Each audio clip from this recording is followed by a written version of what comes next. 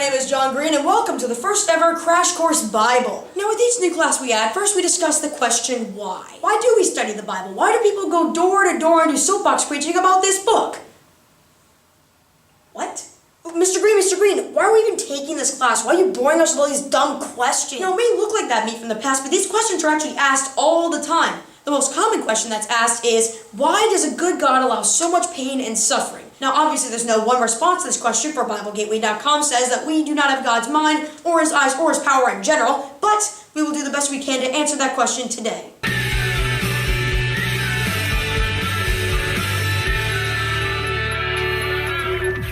What we think the first question is that spawns this ultimate question is, did God create suffering? Now, the obvious answer to that question is no. Why on earth would God want to ruin His perfect creation after all the work He put into it in those 6 long days? Sin wasn't created by God, but rather entered man's heart through the fall of Satan and his deception of man through the serpent. As it says in Genesis 3:13, the Lord said to the woman, "What is this you have done?" And the woman said, "The serpent deceived me, and I ate." Now people then think, well, why didn't God just wipe us out and recreate us back then when there were only 2 freaking people living on the planet? Now, of course, God could do that even today, but if He wanted to kill us, we'd be dead in a New York minute. I mean, He could set off all our atomic bombs like they did in Terminator. Heck, He could make the moon and the earth a game of marbles and make us dinosaur has-beens. Now, there are 2 reasons why He doesn't do that. One, who would want to create a whole new earth from scratch? I mean, He did it, but come on, talk about stress. The second is because otherwise, God wouldn't have given us free will. This is referred to in BibleGateway.com, where the author says that if God wanted to recreate us, it would be the same thing as reprogramming a machine. If we were told to say I love you, there would be no meaning behind it because we would have no choice to say otherwise. We would not be allowed to feel. Dr. Stanley agrees with this statement because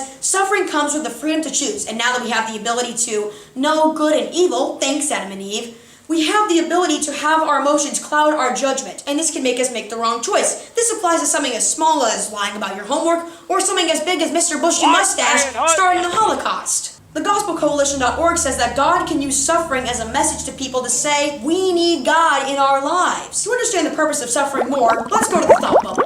Imagine a world without suffering, like life on Star Trek Earth. There's no sickness, no depression, no unemployment, no fights or wars for scarce resources, just total happiness everywhere. If there wasn't any suffering in the world, people would see nothing wrong with it. And therefore, some might start to think that they would not need God in their lives, and that they can take care of themselves. Suffering can be used as a tool for God to gain followers, and gaining followers is God's business. If a salesman wishes to do well, one must convince their consumers that their product is worth it. Otherwise, consumers could just wander the market aimlessly looking for whatever product suits their needs best, and they miss the thing that they actually need. If there's no suffering, there's no followers. And when there's no followers, there's no reason for God to exist.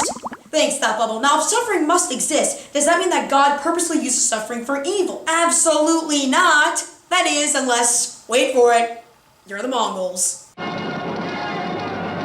John MacArthur says that God does not misuse suffering, for it says in Deuteronomy 32:39, "See now that I myself am He. There is no God beside me. I put to death and I bring to life. I have wounded and I will heal, and no one can deliver out of my hand." God may be able to bring upon suffering like He did to the Egyptians to free the Hebrews, or putting His Son on the cross, but there is always a good reason why He uses it. It may seem bad at the time, but God always has a good reason for it in the end. We do not know God's plan. After all, back to the Bible.org says that God uses suffering as a necessary tool to give people a reason to spread the gospel and to comfort others. Matt Chandler also agrees with this by saying that God prepares you to serve others and to share the gospel to bring others together. God has a plan for all of us, and suffering is a challenge that we must overcome in order to redeem ourselves from our sins.